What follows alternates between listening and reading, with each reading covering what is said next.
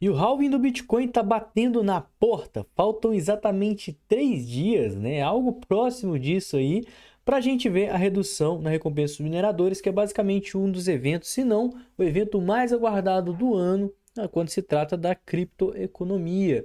Mas a grande questão é: será que a gente vai ver realmente uma alta depois desse halving?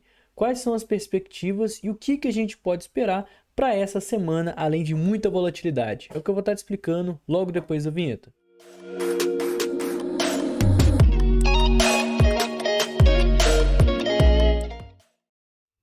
Pessoal, na semana passada eu fiz um vídeo aqui no canal falando, né, sobre por que eu acho que o Bitcoin pode cair depois do halving, olhando questões mais fundamentalistas.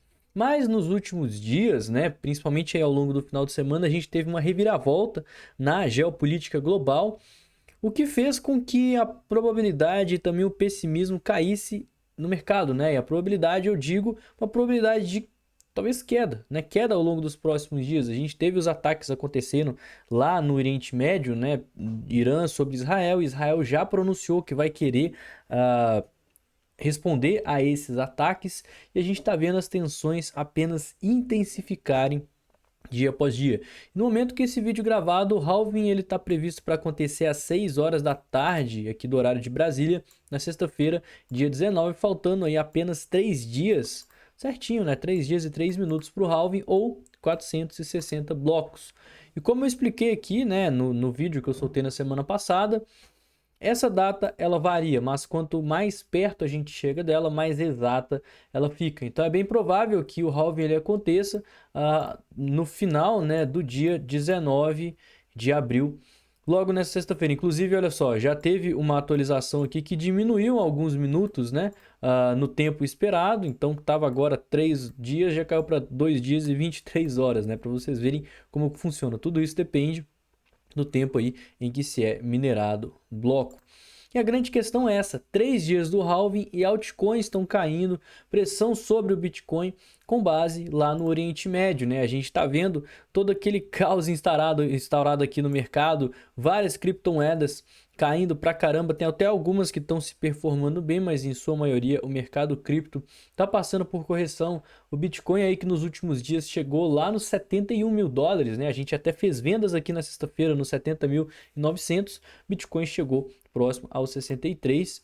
E o grande motivo dessa queda nem é o que a gente comentou aí no vídeo, falando do halving na semana passada, mas sim sobre as tensões no Oriente Médio.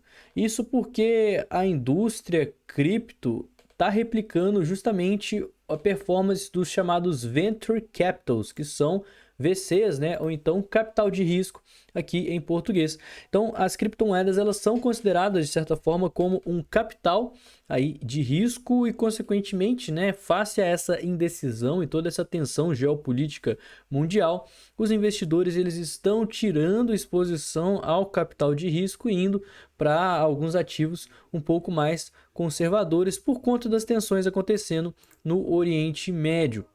Tanto que a gente viu aí uma possível disparada no preço do petróleo, justamente porque pode fechar, né, o estreito onde costuma passar os navios de petróleo que vão para o resto do mundo saindo do Oriente Médio.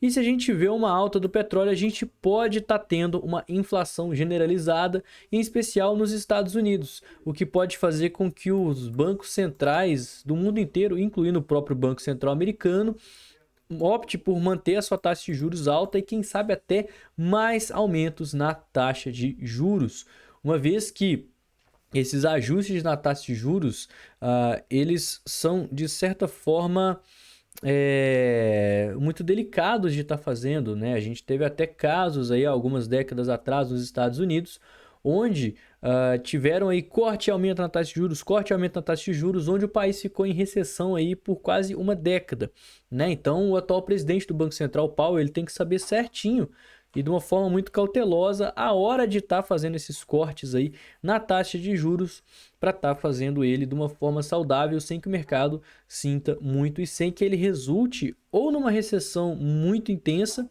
ou então numa inflação muito grande.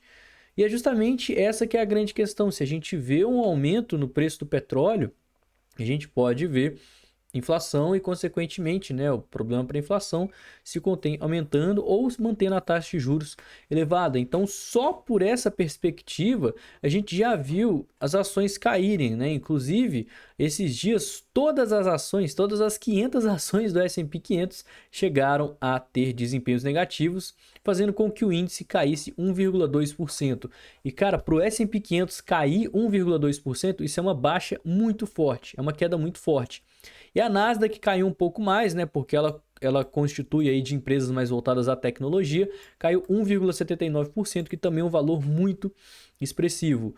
E a gente também está vendo uma diminuição nos aportes dos ETFs, né? Já na sexta-feira, no dia 12 de abril, a gente não teve tanta compra assim. Na verdade, a única gestora que apresentou compras foi a BlackRock, e ainda assim a gente teve mais vendas pela Grayscale, né, totalizando aí uma saída de 55,1 milhões de dólares. Eu acho que isso aqui está em milhões de dólares mesmo, dos ETFs. E na última segunda-feira, ontem, a gente teve uma saída de 110 milhões face a uma entrada de 73 milhões, ainda com as demais gestoras sem compras expressivas.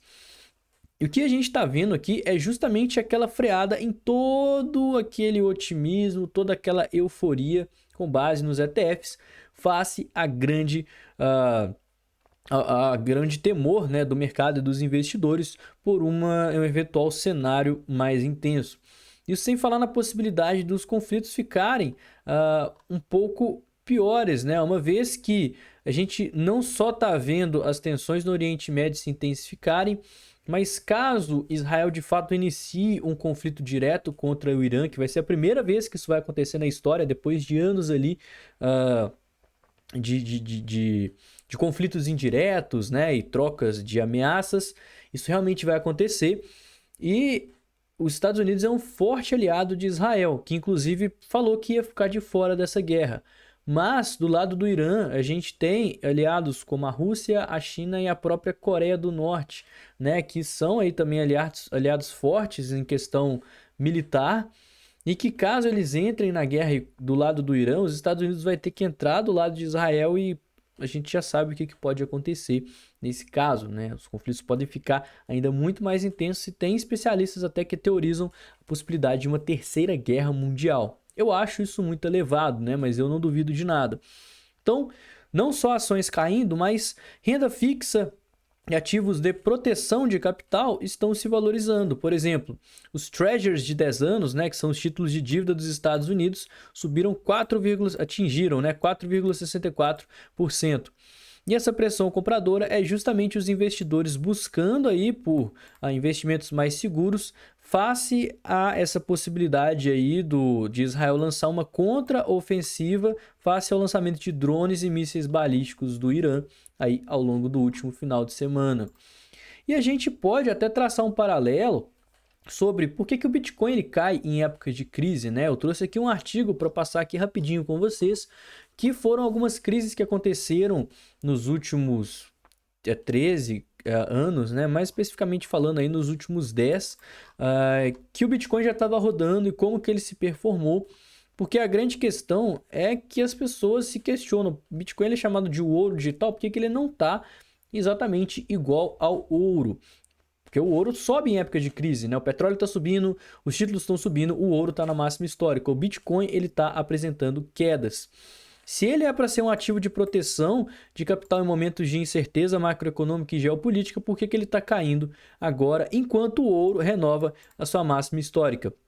Justamente porque em momentos de grande tensão, o Bitcoin ele ainda é visto como um ativo muito volátil, né? A gente acabou de ver, ele está ali no meio dos venture capitals. Então, no meio desses momentos, né, face à sua volatilidade, as pessoas tendem a sair dele, mas isso costuma gerar excelentes oportunidades, né? Os investidores que têm mais experiência vão aproveitar para fazer compras muito grandes, compras melhores, né? Em meio ao pânico e à irracionalidade do mercado face a um ativo que o fundamento dele é justamente proteger no meio disso. Né? Então quem falou isso até foi o Orlando Telles, né? Um salve para o Orlando, e que ele afirmou que em momentos de grande tensão há uma queda muito grande, mas o mercado acaba se recuperando em V por conta de ser um momento geralmente oportuno. E aqui, né, o site da Cointelegraph, inclusive, citou aí algumas crises e incertezas, tensões geopolíticas que aconteceram ao longo de quase 15 anos de existência do Bitcoin, onde a primeira foi a crise na Crimeia, né? Que a Rússia ela anexou a Crimeia, que fazia parte do território da Ucrânia lá em 2014, e isso provocou uma crise internacional, inclusive resultou em sanções econômicas na União Europeia e nos Estados Unidos e outros países contra a Rússia, algo similar ao que aconteceu recentemente aí na guerra entre a Rússia e a Ucrânia. Em 2017 teve a crise dos mísseis na Coreia do Norte, onde o país ele realizou um teste nuclear e as pessoas ficaram com medo, né, disso ter ali tensões geopolíticas, principalmente na região do Pacífico, e que fez aí bolsas caírem, e o Bitcoin também apresentou alguns momentos de queda, né? Teve uma guerra comercial entre a China e os Estados Unidos no ano de 2018 a 2019, quando Trump ele queria impor tarifas maiores sobre a importação de painéis solares e maquinários produzidos pela China, o que também causou uma certa tensão, uma vez que a China é tipo a segunda maior economia do mundo, né? E os Estados Unidos é um grande consumidor da China.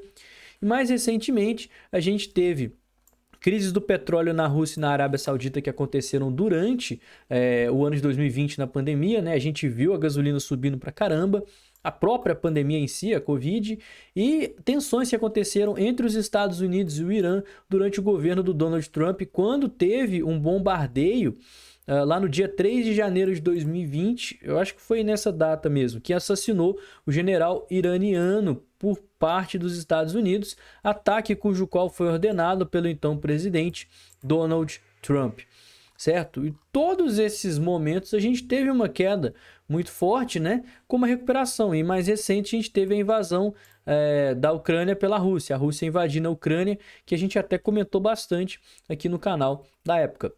E a grande questão é isso. Nesse atual cenário geopolítico, né, o que a gente acabou de falar é que um conflito, um contra-ataque do Israel pode ser considerado como uma declaração de guerra, o que pode não só, obviamente, ser um conflito entre essas duas nações inimigas, mas pode envolver os Estados Unidos, uma vez que o Irã tem a Rússia como aliada, assim como a China e a Coreia do Norte também. E, num contexto também, a guerra no Oriente Médio pode aumentar, igual comentado, o preço do petróleo e, consequentemente, isso resulta aí na inflação, igual a gente acabou de falar. Mas ainda falando sobre o halving, né, especificamente, que foi o principal motivo, né, desse vídeo, ele também vai trazer algumas consequências, onde muitas pessoas estão querendo levar mais para o lado da sustentabilidade, né, mas eu prefiro levar pelo lado do livre mercado. E nisso eu até uso o livre mercado para voltar para um gancho muito interessante aqui, né, antes da gente começar a falar do lado da sustentabilidade. Essa questão do Bitcoin ele ter sido considerado como o ouro digital, mas cair em épocas que o ouro está subindo, é justamente por conta do tamanho do Bitcoin face ao ouro. O motivo pelo qual o ouro sobe é porque o ouro não é volátil. O ouro tem um capital de mercado tão grande que se 10 bilhões, 20, 30 bilhões de dólares fossem vendidos em ouro, isso não ia influenciar muito no preço, porque ele é um ativo que tem um capital de mercado que supera os 13 trilhões de dólares. Já o Bitcoin não. Para o Bitcoin, 20, 30, 40 bilhões de dólares é um dinheiro que faz aí uma certa volatilidade, e é o que faz o mercado cripto ser volátil, né? Então, esse é o motivo pelo qual a gente vê aí uma maior volatilidade no Bitcoin, que à medida que ele for sendo mais adotado, à medida que as pessoas forem comprando mais Bitcoin e também utilizando o Bitcoin na prática, né? A gente vai ter um aumento no preço, um aumento do capital de mercado, consequentemente, variações no preço tendem a diminuir. E a tendência do Bitcoin é que no longo prazo ele seja um ativo mais chato, mais estável, tal como o ouro, que de fato é quando a gente vai teorizar aí ele sendo utilizado com uma proteção de capital mais prática, tal como o ouro é hoje. Mas enfim, o halving do Bitcoin vai acontecer daqui menos de 3 dias e vai acontecer a redução na recompensa dos mineradores. Porém, a gente está vendo um aumento constante da taxa de hash, a dificuldade de mineração, o que está fazendo com que fique mais caro se minerar Bitcoin. né? E consequentemente, reduzindo a recompensa dos mineradores, eles vão ganhar mais, só que eles estão pagando mais para se minerar. Então o negócio deles está ficando inviável. E o que muitos mineradores estão fazendo é buscar fontes de energia sustentáveis por ser mais barato, certo? E a gente está vendo, né, como que ao longo da história o Bitcoin vem sendo criticado aí por várias pessoas ao redor do mundo. O próprio Greenpeace critica o Bitcoin, alegando que ele tem um alto consumo de energia e depende de combustíveis fósseis. Porém, recentemente, agora no final de janeiro de 2024, foi constatado que mais da metade, 54,5% do consumo da energia do Bitcoin tem sido através de fontes de energia renováveis. E que devido a essa redução na recompensa e o aumento, né, no poder computacional, a tendência é que o incentivo, o livre mercado, faça com que os mineradores venham buscar por fontes de energias renováveis por serem mais baratas. Para você ter uma ideia, mesmo proibido na China, atualmente o Bitcoin ele tem 15% do hash global concentrado nesse país, mesmo estando proibido. E o motivo é porque tem usinas hidrelétricas lá que geram muita energia e aí a eletricidade fica barata durante os meses chuvosos em algumas regiões da China, como Pequim, Xining, Wuhan, né, e Xi'an. Eu não sei se eu falei o nome certo. Mas que a tendência é justamente os mineradores buscarem um refúgio devido ao baixo custo.